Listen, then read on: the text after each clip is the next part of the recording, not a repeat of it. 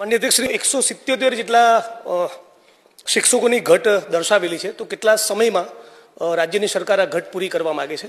બીજું કે નવી શિક્ષા નીતિ પ્રમાણે વિદ્યાર્થી અને શિક્ષક વચ્ચેનો કેટલો રેશિયો છે અને ભાવનગર જિલ્લામાં આ રેશિયો જળવાયો છે કે કેમ? માનનીય અધ્યક્ષશ્રી, શિક્ષણ વિભાગમાં ખાસ કરીને શિક્ષકો એ દરેક શાળામાં બાળકોને વ્યવસ્થિત રીતે મળી શકે, એમનું શિક્ષણ જળવાઈ શકે એ માટે શિક્ષણ વિભાગ ખૂબ જ ચિંતિત છે. ત્યારે માનનીય સભ્યશ્રીએ જે પ્રશ્ન પૂછ્યો છે એ ભાવનગર જિલ્લામાં 177 જે ખાલી જગ્યા છે એનું આયોજન થોડું વિસ્તૃત છે, એટલે હું આ ગૃહ સમક્ષ મૂકવા માંગીશ. વર્ષ 2024માં આવેલ વિદ્યાસહાયક ભરતીની જે જાહેરાત હતી એ મુજબ વિદ્યાસહાયકોની ભરતી અંગેની કાર્યવાહી પૂર્ણ થઈ, જે અંતર્ગત 426 ઉમેદવારોએ ભાવનગર જિલ્લાની પસંદગી કરેલી છે.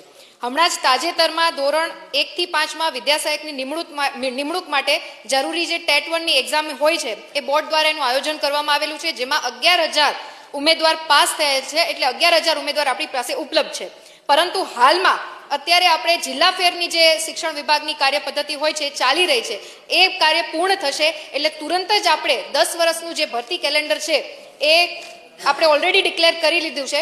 એ ભરતી કેલેન્ડર મુજબ આવનારા સમયમાં જેટલી પણ જે જિલ્લાઓની શિક્ષણમાં વિભાગમાં શિક્ષકોની પૂર્તતા હશે એ પૂર્તતા આપણે અપૂર્તતા હશે પૂર્તતા કરી દેશું.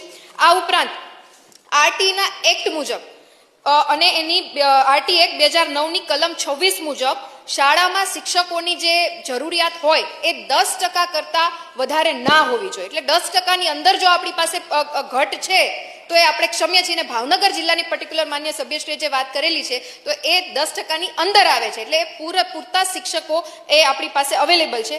આ ઉપરાંત માન્ય સભ્યશ્રીનો જે બીજો પ્રશ્ન હતો કે સ્ટુડન્ટના રેશિયો પ્રમાણે કેટલા શિક્ષકો આપણી પાસે અવેલેબલ હોવા જોઈએ, તો ધોરણ 1 થી 5 માટે જે 60 સુધી જો બાળકોની સંખ્યા છે તો 2 શિક્ષકો, 61 થી 90 જેટલા બાળકો છે તો 3 શિક્ષકો, 91 થી 120ની વચ્ચે છે તો 4 શિક્ષકો, અને 120 થી 200ની વચ્ચે છે તો 5 શિક્ષકો છે એ મળવાપાત્ર છે. અને ત્યારબાદ દરેક 40 વિદ્યાર્થી દીઠ ઓછામાં ઓછો 1 શિક્ષક આપણને મળવાપાત્ર છે. એવી જ રીતના ધોરણ 6 થી 8 માટે વાત કરીએ માન્ય અધ્યક્ષશ્રી, તો વર્ગ દીઠ ઓછામાં ઓછા 1 શિક્ષક, અને જનરલી જે વિષયના જુદા જુદા વિષયો હોય છે જેમાં ગણિત, વિજ્ઞાન, સમાજ વિદ્યા અને ભાષાના શિક્ષકો, એ રીતના ઓછામાં ઓછા 1 શિક્ષક છે એ ઉપલબ્ધ કરાવવા પડે છે.